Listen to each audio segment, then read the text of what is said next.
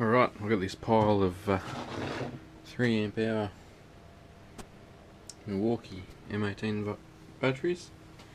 Got 7 of them to play with. Got a few of the higher capacity better ones over there. What we're going to do is we're going to strip all these and stack them up with the blue celled ones up there and put them all up in a pile.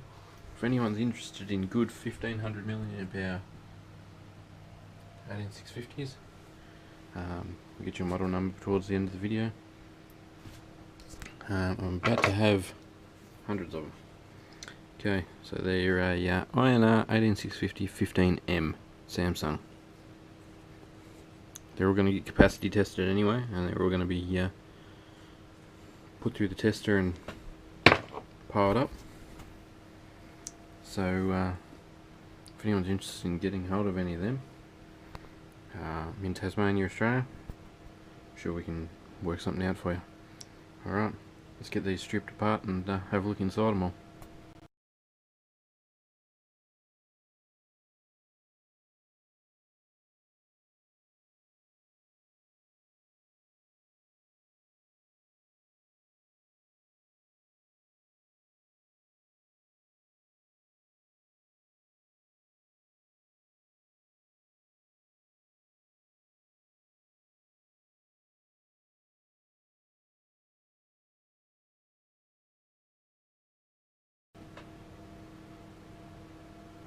Okay, we got all these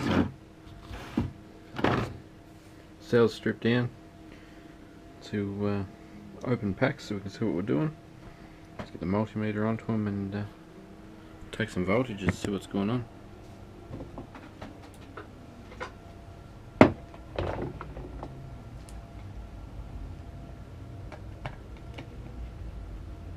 Total voltage 16.6. Total voltage 1947, 1538, 1973, 1770,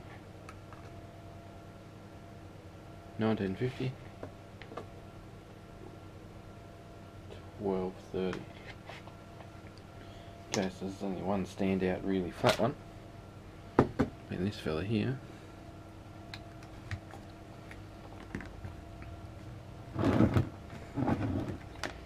The best way to get onto these terminals is just by flicking the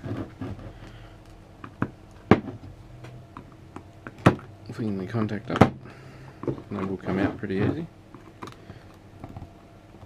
As you can see, these ones are dirty as shit. This is a big reason that some of these tools start performing poorly. Okay, we want the red to there. Got her on the charger. Bump the voltage of that one up and then stick it on the charging dock and see if the voltage comes up. Yeah, this one, oh, they're different cells. INR 18650 30 Qs, 13 Qs. They're different to our blue ones that we normally get, which are 15 double M's. Strange.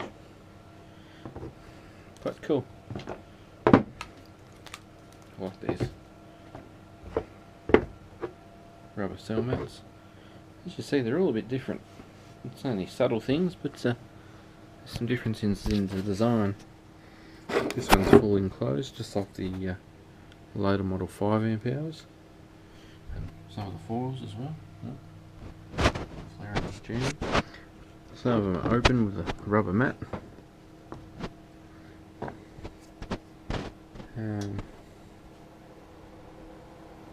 Yeah. Oh, we'll let that one charge. The 3 amp battery, it won't take too long. I'm actually going to invest in a 0 to 30 volt 10 amp one of these DC power supplies. This one's done really well, but it's playing up a bit. Yeah, so I was debating on whether to go a 60 volt one or a 10 amp one. You can get 60 volt and 10 amp. They get quite expensive all of a sudden for obvious reasons. in the meantime, we'll let these charge up and I'll let you know what's going on with them. Thanks for watching. It's like a Milwaukee battery graveyard. And we'll strip these 3 AEG 5 amps for their cells and get them tested and put them in the pile. Thanks for watching, guys. Catch you later.